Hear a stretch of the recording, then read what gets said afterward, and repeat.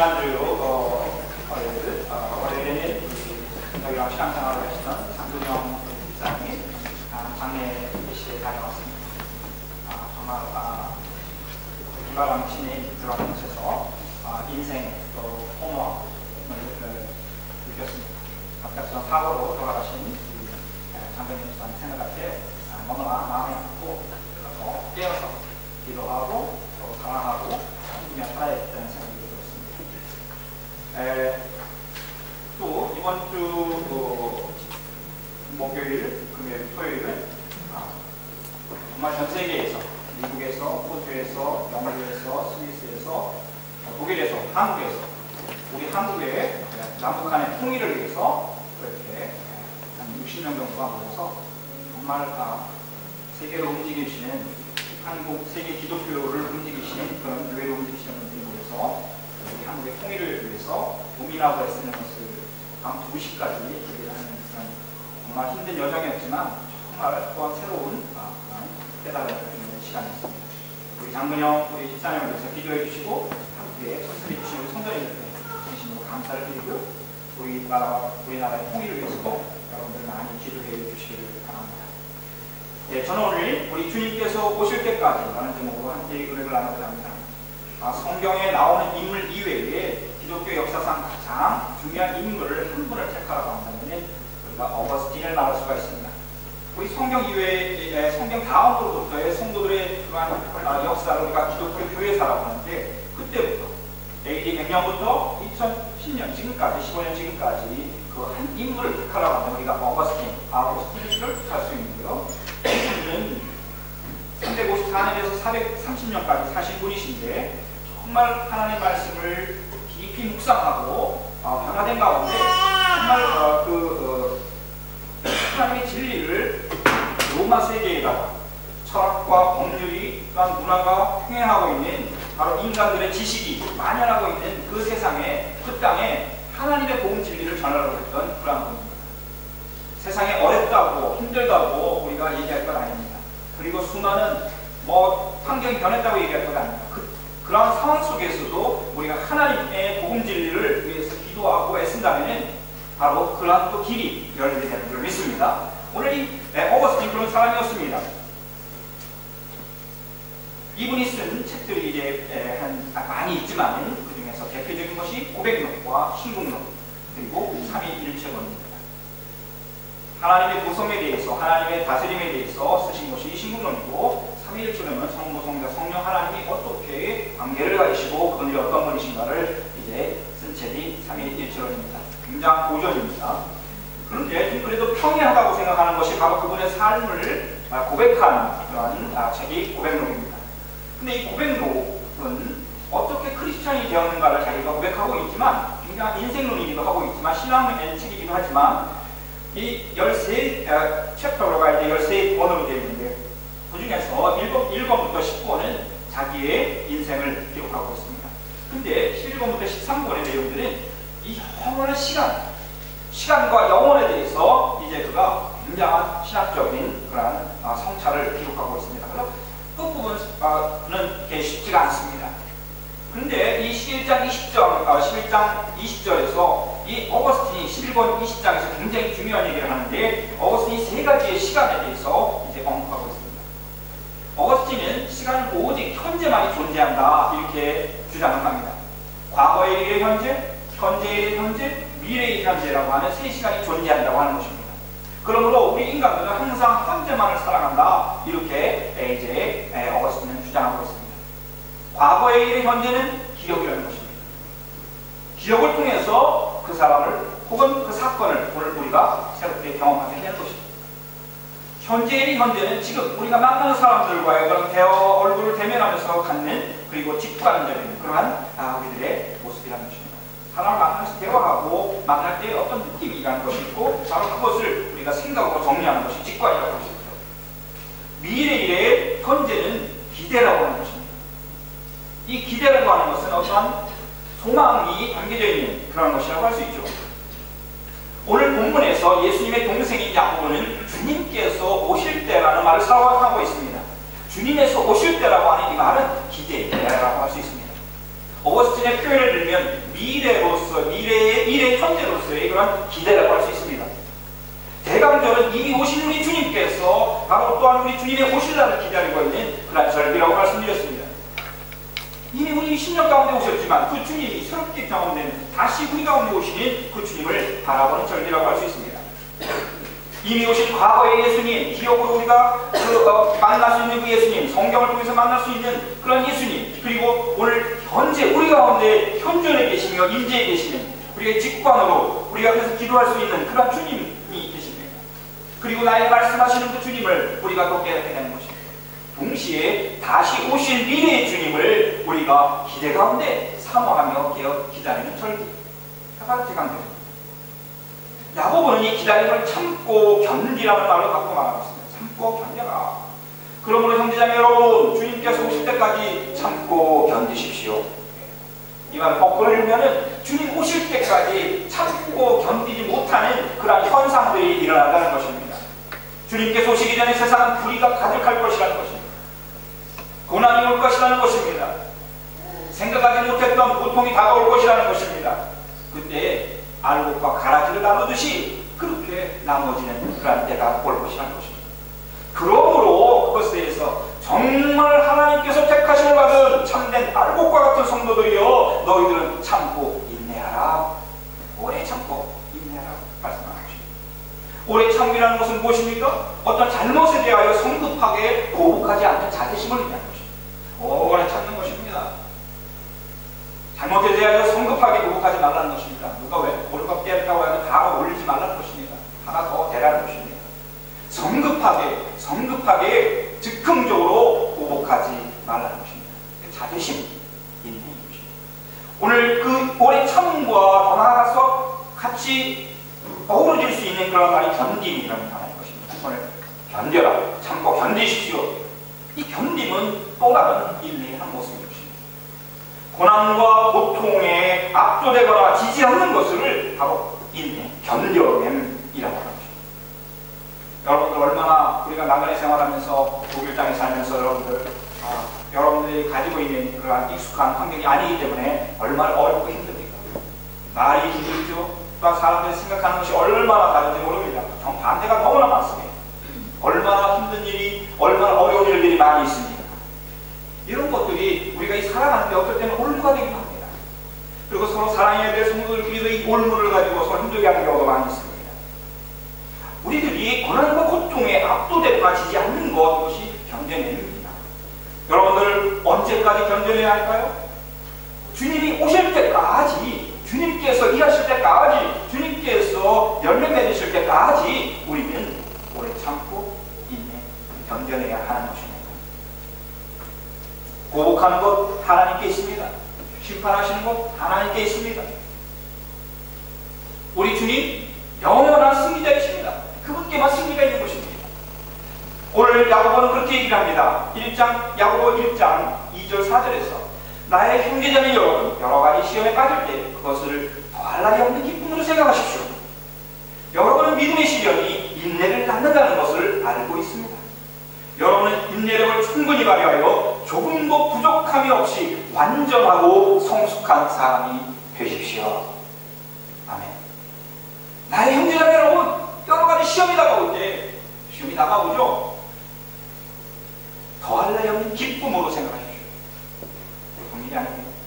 사랑하는 성도 여러분, 시험을 주는 성도가 아니라 기쁨을 누리는 성도가 되시기를 간절히 축원을 드립니다. 기쁨으로 시험 나갈 때 아멘.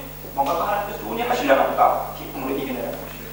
믿음의 시련이 인내를 낳는다는 것입니다. 여러분, 어떻게 믿음이 시련입니까? 믿음은 좋은 것 아닙니까? 그런데 우리가 주님을 믿고 주님을 믿는다고 했었을 때 시련이 다가온다는 것입니다. 사탄이 시험을 가져옵니다. 그래서 우리가 어쩔 때는 사탄의 도구가 되기도 합니다. 여러분, 기도해야 하는 것이 바로 거기 있는 것입니다. 그러나 사랑하는 성도들, 알곡과 같은 성도들은 믿음의 시련이 인내를 낳는다는 것을 또한 알고 있는 것입니다. 시련을 참아내고 오래 참고 견딤으로 인하여서 주님이 일하시는 것을, 주님이 승리하는 것을 경험하게 된다는 것입니다. 그리고 더 놀라운 것은 그러한 인내와 참고 견뎌내는 가운데 어느덧 성숙한 신앙인으로 변화되어 있는 것을 알게 되는 것입니다.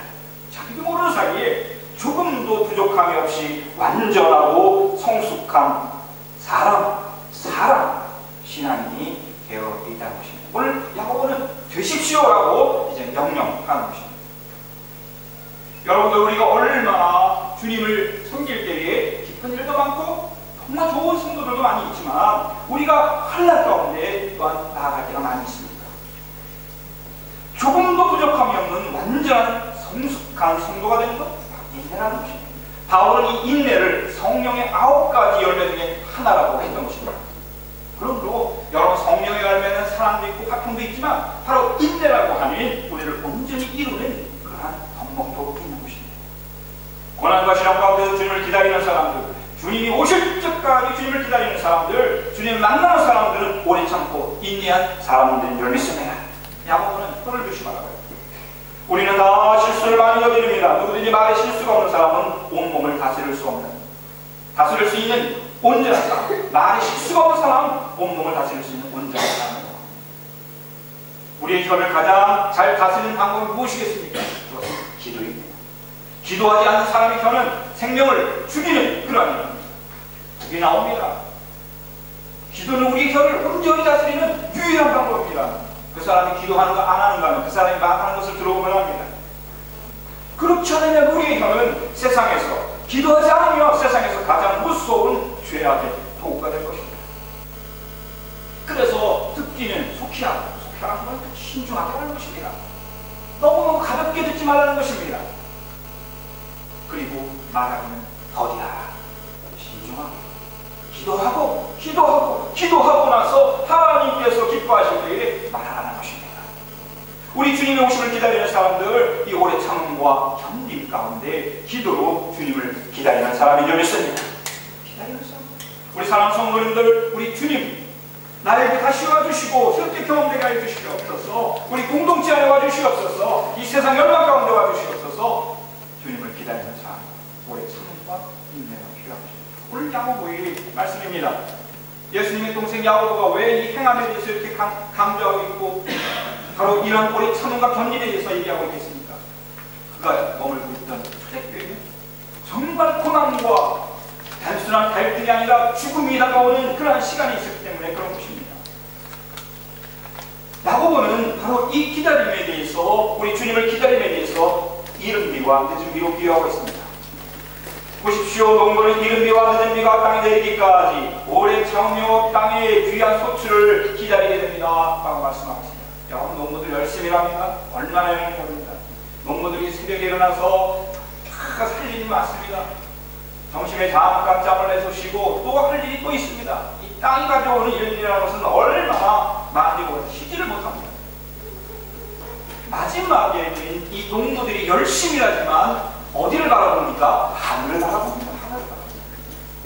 자기가 할 일 모두 했다고 하지만 왜 이것으로 열매 안 맺느냐 소리치는 것이 아니라 자기 할 일 다 하고 밭을 갈고 식물들을 잘 보살피고 가라지를 다 뽑아내고 또 해충들을 다 없앤 다음에 마지막으로 기다리는 것이 무엇입니까? 하늘 바라보는 것입니다. 하늘 바라보는 것입니다. 그것이 농부의 태도이고 농부의 마음입니다. 하나님께서 비를 내려주시지 않으면 결코 곡식 하나 맺을 수 없습니다. 하나님께서 비를 내려주시지 않으면 아무것도 할 수 없습니다. 이것을 아는 사람들이 농부인 것입니다. 그래서 오늘 야고보는 농부의 비유를 나누는 것입니다. 농부는 이른 비와 늦은 비가 땅에 내리기까지, 비가 올 때까지 인내한다고 오래 참고 또 오래 참습니다. 열매를 맺기를 소원하시는 성도 여러분, 오래 참으시기를 바랍니다. 씨를 뿌려놓고 얘가 열매 안 나온다고 다시 땅을 파는 어리석은 자 되지 말기 바랍니다. 조금 싸게 나오는데 왜 이렇게 더뎌 그러면서 그것을 뿌리 한번 꼬고 뿌리가 없나 그러면서 그런 일 하지 말기 바랍니다.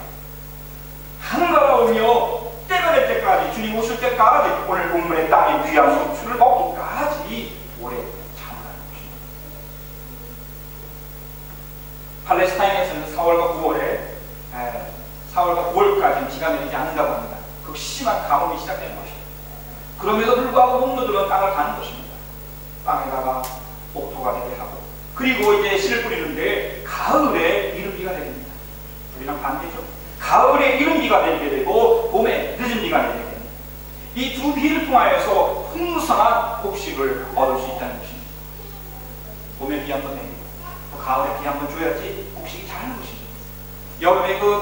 무서운 햇살, 그것을 이겨내는 것은 하늘에서 내리는 하늘비, 하나님께서 내리시는 그 비를 통해서 곡식이 알곡이 되는 것처럼, 반대로 이제 이른 비와 늦은 비가 우리와는 다른 시기에 내리는, 아무튼 두 비를 통해서, 이른 비와 늦은 비를 통해서 이 풍성한 곡식을 이제 맺게 되는 것입니다.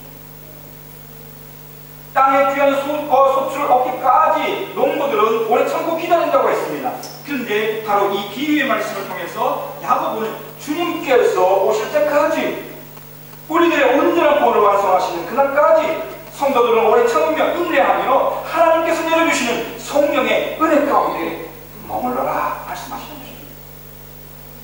우리의 구원을 완성하시는 그때까지 참으며 인내하며 성령의 은혜 가운데, 그래서 성령을 이른 비, 늦은 비 성령, 이른 비 성령이라는 말도 우리가 하고 있지 않습니다. 예언자들이 왜 이 비유를, 이른 비와 늦은 비의 비유를 통해서 말씀하실까요? 그것은 전적인 하나님의 절대 주권 아래 있기 때문에 그런 것입니다. 오늘 본문에 아주 중요한 단어가 나오는데 때라는 말입니다. 이 주님께서 오실 때라고 하는 이 안콘프트라고 하는 이 말은 바로 대강절 아드벤트와 같은 단어입니다. 그리스도로는 파루시아라는 말입니다. 이 오실 때 누가 온다는 것입니까? 이 파루시아라는 이 본문에 사용한 이 그리스어는 왕이 자기 백성들을 찾아 방문할 때 사용하는 단어입니다. 왕이 자기 백성들을 찾아다니면서 백성들이 잘 지내고 있는지, 그들에게 문제가 없는지, 그들은 살만한지, 먹을 것을 잘 먹고 있는지 찾아가는 거예요. 왕이 찾아오는 거예요. 백성들이 왕에게 무언가 세금을 가지고 좋은 물건 선물을 가져와서 왕에게 아련하는 것이 아니라 왕이 백성들을 아련하는, 왕이 백성들을 찾아오는 그러한 파루시아 아드벤트라는 것입니다. 바로 그때를 오늘 본문에서 말씀합니다. 성탄절은 바로 왕이신 우리 예수님께서 당신들의 백성을 찾아 방문하신다는 것입니다. 우리는 두 번째 왕의 방문인 주님의 재림, 그 재림을 기다리고 있습니다. 이 두 번의 파루시아 사이에서 성도들은 기도와 인내로 주님의 때를 기다려야 할 것입니다. 주님, 내가 이제 다 했습니다. 주님 이루어 주십시오. 주님의 때를 기다리는 그 은혜가 있기를 간절히 축원을 드립니다. 정말 깨어 있어야 할 것입니다. 한번 그림을 보시기 바랍니다. 미켈란젤로가 그린 최후의 심판이라는 그러한 명작입니다. 우리 주님 오실 때 두 가지 의미가 있습니다. 주님의 사랑을 받은 사람들에게는 영원한 축복의 그러한 날로 다가올 것이고, 그러나 주님을 알지 못하고 주님의 사랑을 받지 못한 자들에게는 영원한 심판의 날이 다가오게 될 것입니다. 미켈란젤로가 그린 최후의 심판이라는 명작, 바티칸 베드로 성당에 있는 시스티나 카펠레에 있는 그러한 벽화입니다. 지금도 바티칸에 여러분 가보시면 아마 최후의 심판이라고 하는 것을 보게 됩니다. 이 그림을 자세히 보시면은 여러분들 다 위에 올라가 있는 것 같죠? 왼쪽과 오른쪽과 왼쪽. 그런데 여러분 잘 주의하셔야 됩니다. 저들이 다 공중에 떠 있는 것이 아닙니다. 오른쪽에 사는 밝죠? 왼쪽에 사는 좀 어둡습니다. 그리고 오른쪽에 있는 성도들은 지금 위로 올라가는 것입니다. 천국을 향해서 올라가는 것이고, 왼쪽에 있는 사람들은 징벌을 받아서 아래 지옥으로 떨어지고 있는 것입니다. 같은 화면에 동시에 있지만, 같은 공간에 있지만, 같은 시간을 살아가고 있지만, 하나님의 심판의 때, 최후의 심판의 때에는 같이 있는 것이 아닙니다. 같이 있는 것처럼 보이지만 시작하면 하나는 지옥불로, 하나는 천국으로 올라가게 되는 것입니다. 바로 그 맨 아래에 계신 우리 예수 그리스도 십자가에 돌아가신 예수님께서 이제 그 모든 죄악을 감당하셨지만 그 주님을 거부하는 자들은 주님의 그 십자가의 은혜를 받은 사람들은 천국으로 올라가게 되어 있는 것입니다.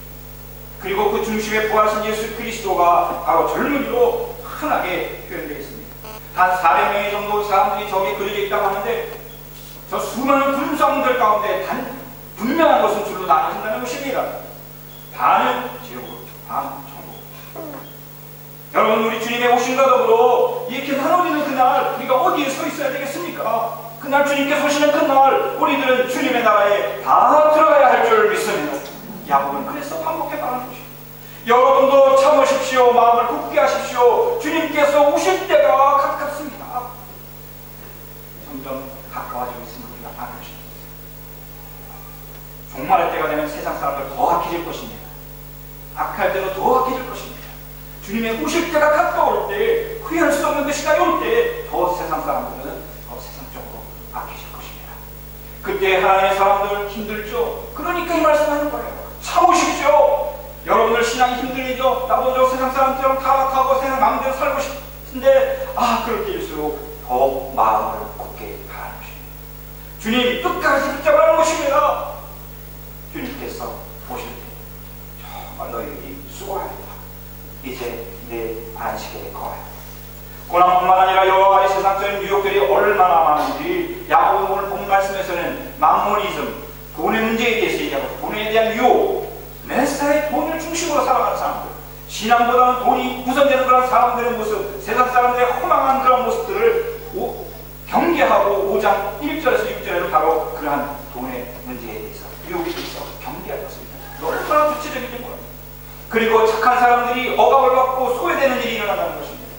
하나님께서 착한 사람들을 축복해 주셔야 되는데 세상적으로 얼마나 이상한 일들이 일어나는지 모릅니다. 하나님을 잘 섬기고 정말 하나님 뜻대로 살아가려고 하는 사람들이 너무나 힘들고 있는 것을 보게 되는 것입니다. 착한 사람들이 억압받고 소외되는 일이 일어난다는 거, 그때 우리는 어떻게 된다고요? 기뻐하는 것입니다.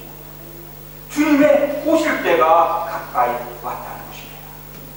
그런 가운데 신앙을 잘 지키고 마음 흔들리지 않고 굳게 하라는 것이 야고보, 예수님의 동생 야고보가 간절히 말하는 것입니다. 이제 뭐 주님께서 오실 거야. 흔들리지 말고 굳은 마음 지키고 신앙 잘 지켜라. 주님 오실 때 너희 주님의 품 안에서 다 안식하게 될 것이다. 사랑하는 성도 여러분, 정말 그렇죠? 이 대본은 두 번째입니다. 세 번째는 나가겠죠. 그러나 그런 시간적인 흐름 말고 영원 안에서 영원한 현재로서 바로 오늘 우리 주님이 여러분과 함께 하시는 줄 믿습니다. 여러분의 위로자가 되시는 줄 믿습니다. 주님께서 영원한 하나라고 두 번째 파루시아 그날에 오래 참고 인내하시고 마음을 굳게 하고 온전한 구원의 축복을 경험한 성숙한 온전하게 된 하나님의 사람들에게 우리 주님 안에서 안식하는 그 은총이 가득하리라 믿고 이 은혜를 함께 하시기를 예수님의 이름으로 간절히 축원을